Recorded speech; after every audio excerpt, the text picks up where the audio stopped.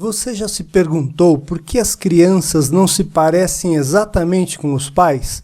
Ou por que alguns irmãos parecem tão diferentes um do outro? A resposta está no processo da meiose que gera os gametas para a reprodução. A meiose é o processo pelo qual as células haploides são produzidas a partir de célula diploide. Para que isso ocorra, os cromossomos devem ser alinhados e distribuídos corretamente, de maneira a criar células geneticamente diferentes, com metade do número de cromossomos da célula original. A meiose ocorre em células especiais chamadas células germinativas, localizadas nos testículos e ovários. Para que ocorra a redução perfeita do número de cromossomos para as novas células filhas haploides, são necessárias duas divisões sucessivas, chamadas de meiose 1 e meiose 2. Embora os processos de mitose e meiose pareçam semelhantes, existem algumas diferenças importantes.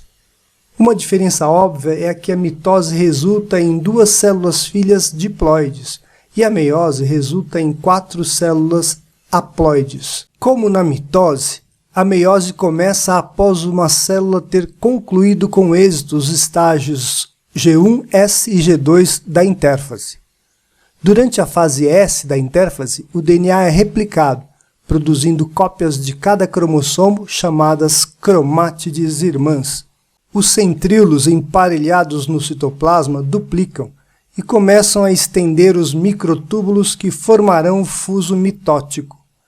As cromátides irmãs permanecem ligadas ao centrômero e condensam-se quando a célula entra na prófase 1 da meiose.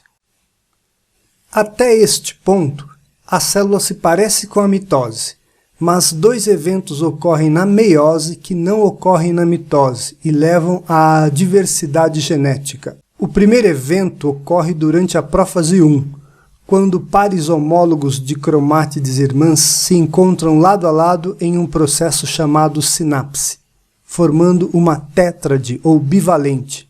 Os cromossomos homólogos compartilham genes semelhantes, mas não necessariamente idênticos. Depois que essa estrutura é formada, o segundo evento, chamado crossing over, pode ocorrer.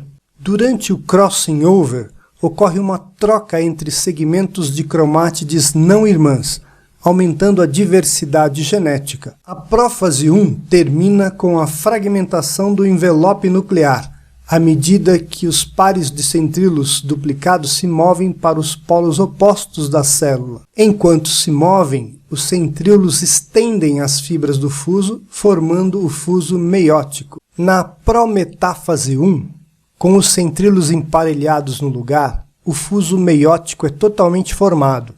As cromátides irmãs aderem às fibras do fuso por seus cinetócoros. Aqui ocorre outra diferença importante entre mitose e meiose.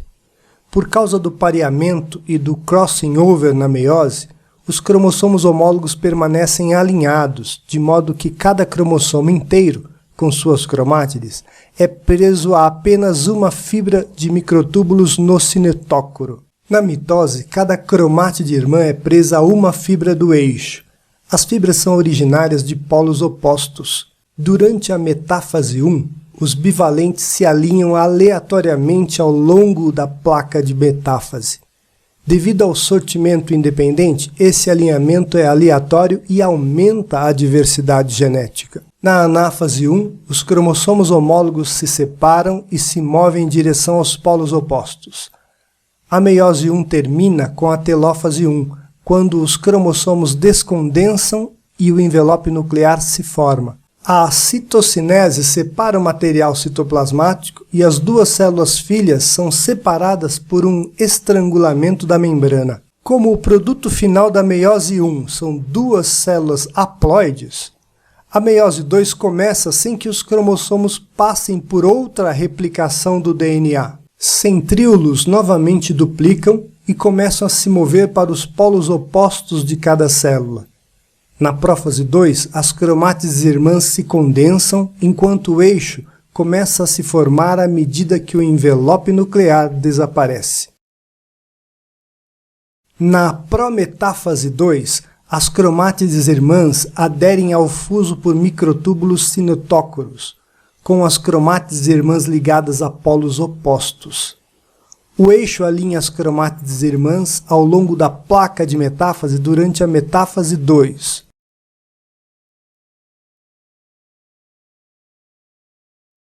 Durante a anáfase 2, as cromátides irmãs se separam e os cromossomos individuais se movem em direção aos polos. Todo o processo termina com a telófase 2, à medida que os cromossomos descondensam e o envelope nuclear se regenera.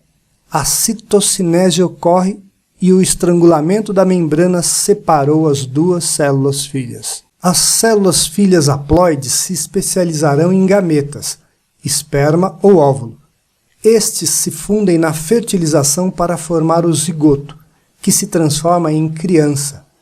A criança recebe metade de seus cromossomos da mãe e metade do pai. Como homens e mulheres produzem milhões de gametas e a seleção de gametas na fertilização é aleatória, isso contribui para a diversidade genética.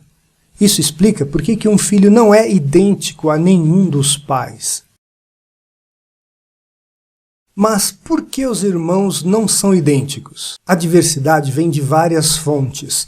Na prófase 1, as cromátides não irmãs podem trocar DNA por meio do crossing over, aumentando a diversidade genética das cromátides individuais. Além do crossing over, na metáfase 1, os pares de cromossomos homólogos se alinham independentemente ao longo da placa da metáfase e se separam independentemente nas células filhas. Esse processo, chamado de separação independente, produz 4 gametas haploides geneticamente diferentes.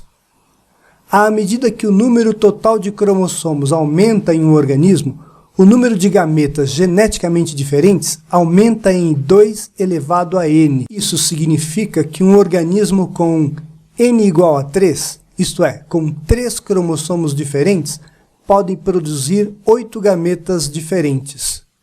Para humanos em que n é igual a 23, existem 2 elevado a 23 de gametas formados, ou mais de 1 milhão de possibilidades diferentes. A combinação de variedade independente, crossing over e pareamento aleatório de gametas durante a reprodução sexual aumenta a diversidade genética e explica por que uma criança não se parece exatamente com seus pais ou irmãos.